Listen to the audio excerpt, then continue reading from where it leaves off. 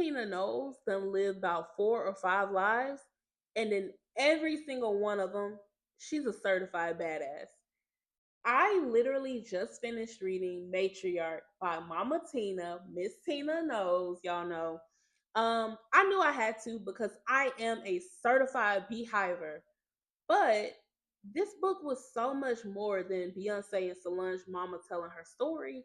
Y'all, this is American history, black southern womanhood, all wrapped up in Miss Tina's voice, and it is good. I'm going to tell you why you should give Matriarch a chance.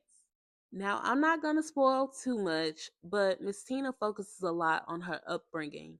From page one, she takes us all the way back to Galveston, Texas during the 1950s and 60s. She grew up as the youngest of 10. Miss Tina was known around the neighborhood as Badass Teeny B, y'all.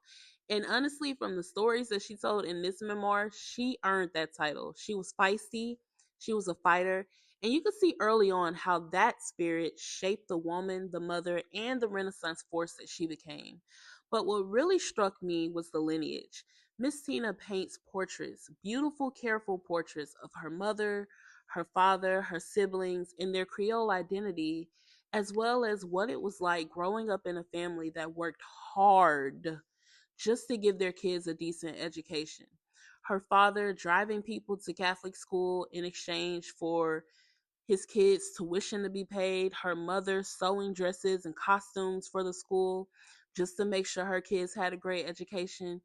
Even with all of that, she talks about how the folks at that school made her feel like she didn't belong. She also gives us such raw and real moments about race, including one story where the difference in her and her sister's skin tone caused a stranger on the bus to assume her sister was her nanny. These moments remind you just how recent so much of this history really is. And listen, fun fact, I bet y'all didn't know this because I surely didn't know it. Miss Tina could sing. She was in a full on singing group named the Veltones and says they almost got discovered. And I love how she connects her deferred dream to Beyonce's realized one, how her experience allowed her to push her daughter forward.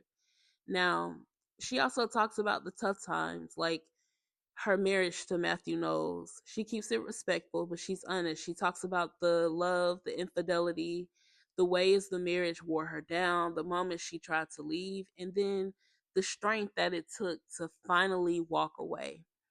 In this book, we also get some of the behind the scenes of her raising Beyonce and Solange, how she advocated for Beyonce when teachers wanted to hold her back.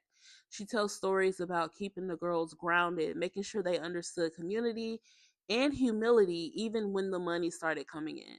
Miss Tina also talks about her time as a salon owner, how she was helping women get back on their feet, mentoring stylists who later became her competition because she wasn't scared of another woman moving on and shining in her own right. Y'all, her industry stories, I mean, the label telling Destiny Child they needed a new stylist, saying they looked like Motown, the disrespect.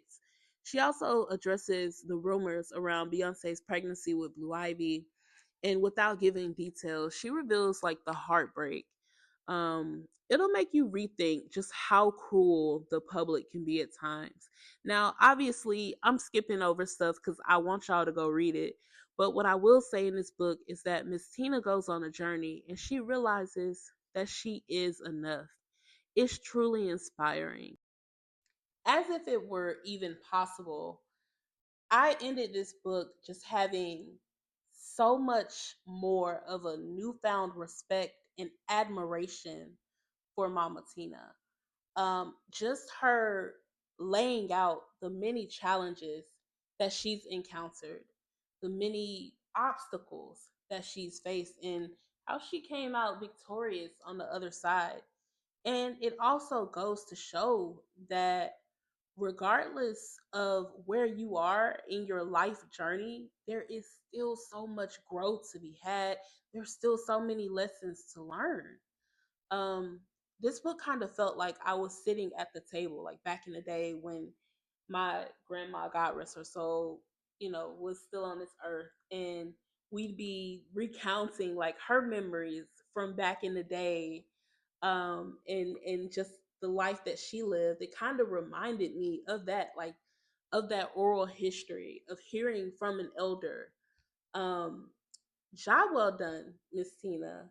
I definitely recommend this. I listened to the book on the Libby app, and it was an extra special surprise to have her narrating the book, and you could hear her emotion in her voice when she was recounting some of the things that were really difficult for her and some of the tough times that she's been through. So I definitely recommend you read this one. I'm giving it an 8.5 out of 10. This is Matriarch by Mama Tina. Go ahead and hop on that one for me. Until next time, y'all.